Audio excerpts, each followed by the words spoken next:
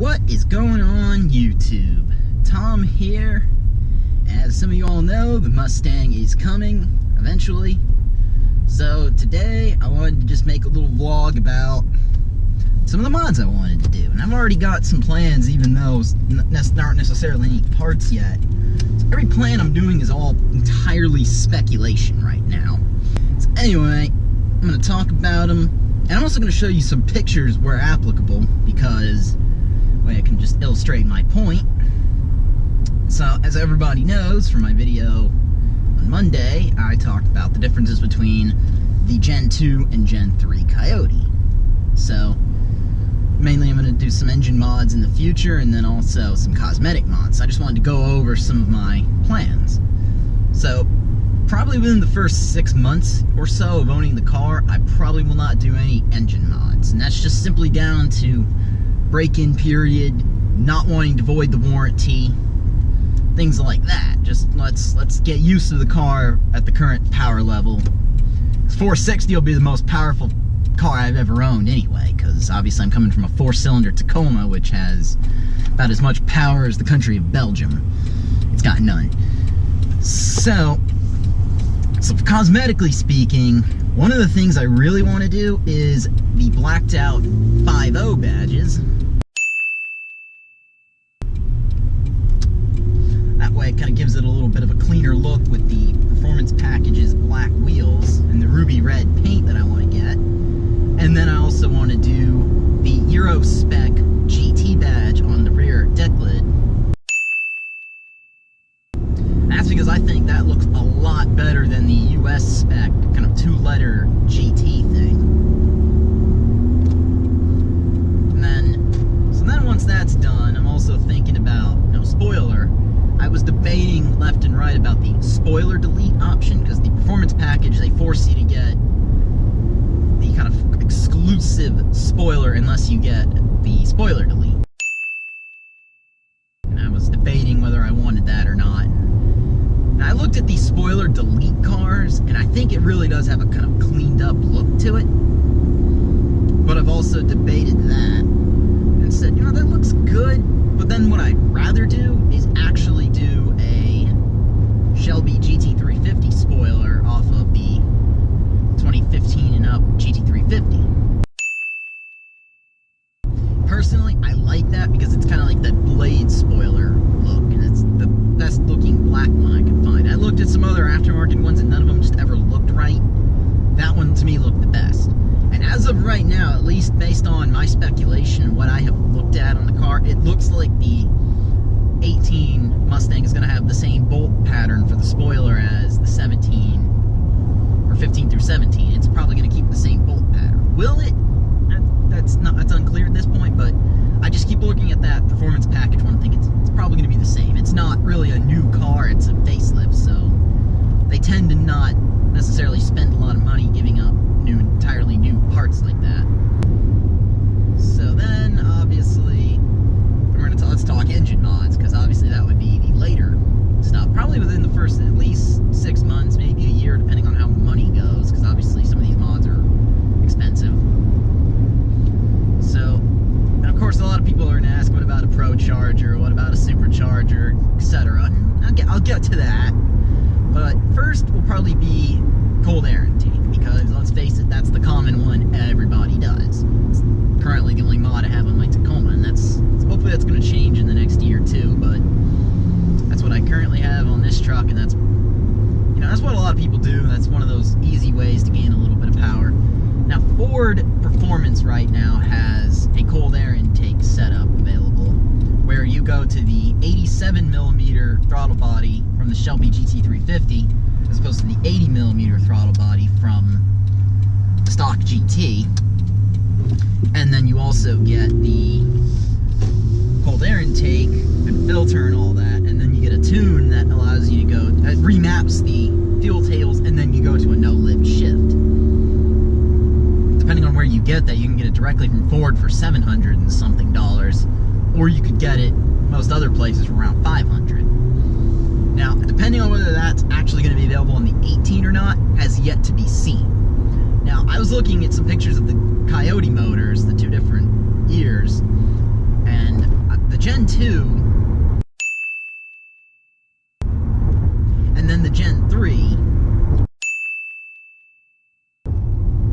if you actually look carefully at either one of those motors, you'll notice that the cold air intake tube is identical on either one, or at least visually looks identical. And of course, on the Gen 2 again, if it can fit the Shelby intake manifold, or intake tube, if it can fit that tube, it will probably fit on the Gen 3. Now, tuning is the question, is how are they going to do a tune? Are they going to do a tune? It has yet to be seen, so I don't want to say, okay, that's what I'm going to get if I can't get a tune. Because obviously part of what you're paying for with that is the tune. So then I was thinking about it, and I was thinking, if they don't come out with a tune, I would do just the 87mm throttle body, then the K&N Shelby GT350 air intake. And obviously, if the Shelby one is going to fit on the Mustang GT, the K&N one should also fit. If not, you know, hey, a couple holes in the K&N intake won't kill it, will it? And then, of course, get a custom tune done. Custom tuning, of course, would either involve, you know, going out and getting some email tune done or taking it somewhere. And originally I was thinking that's a terrible idea because you can't get that no-lift shift. But the good news is there are custom tunes available to get no-lift shift. That's not impossible to get.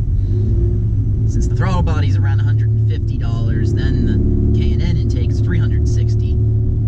That's right around, you know, $600 plus a good custom tune would be, give or take. I'm gonna put $300, say, but that's a guesstimate.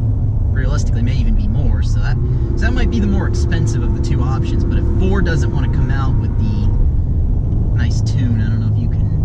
That might be the only option. But anyway, that's gonna bring me to my next topic here, is of course exhaust. Now, one of the first things people do is they love to run out and get full catbacks. I personally don't think I'll be doing that. The first exhaust mod I can say I'm probably going to do is the long tube headers. Probably Cooks or American Racing, depending on what comes up. There's different options available. Personally, I want to go catted just because you're not having to trick the engine into not tripping a code. And also, even though I'm in Florida and we have the least relaxed standards, one, I don't know if I'll be staying in Florida. And then two, if Florida were to decide, for whatever reason, to adopt stricter standards and suddenly we do get emissions testing, I don't want to have to go out and spend more money. I'd rather just get that from the start. And of course, that's, from what I have read, a catted system is superior unless you're talking about going to forced induction, which I can't necessarily say I'm going to plan to do immediately. Now, header options usually come in two standard dimensions, and that is the runners being 1 3/4 inches into a 3-inch collector, or 1 7/8 inch and going into the 3-inch collector. Obviously, which one you do depends on how you're going to run it. Are you going to run forced induction? If you're going to run forced induction, you should probably go 1 7/8 inch because of the higher back pressure. If you're going to go naturally aspirated, go with 1 3/4 inches. That way you don't kill your low-end torque. But again, up for debate. Some people have said just go ahead and go with 1 7/8 inch because you're not going to lose a whole lot. And then if you ever do decide to switch over to forced induction, you can. Now, as for the catback, I'm thinking about staying stock H-pipe that comes on the car and resonators, just because I don't want the car to be droney as hell. And then if I were to need more noise, because I plan to get active exhaust, I would go axle back. And then, of course, you could always get an X-pipe. Ford sells one that's a Weldon version that it's a resonator delete and X-pipe. If I ever decide, I could always do that. H-pipes are good for low-end torque. You don't kill your low-end torque. X-pipes are better for high-end horsepower. And of course, again, if you're going to run forced induction, it's better to run an X-pipe than an H-pipe because of that. And of course, once I got that done, that would of course involve a custom tune once again, some more money. And then after that, probably go in the neighborhood of maybe a catback. I don't know, depending on what I want to do, because stock catbacks are 2.5 inches. Now, someone will sell you a full 3-inch catback, but full 3 20-inch catbacks are only for when you're trying to run, again, forced induction. Otherwise, you kill your back pressure. And again, you kill your low-end torque. Now, all this talk about forced induction, I'm sure someone will say, hey, maybe, aren't you going to ever go to forced induction? Well, long-term, possibly.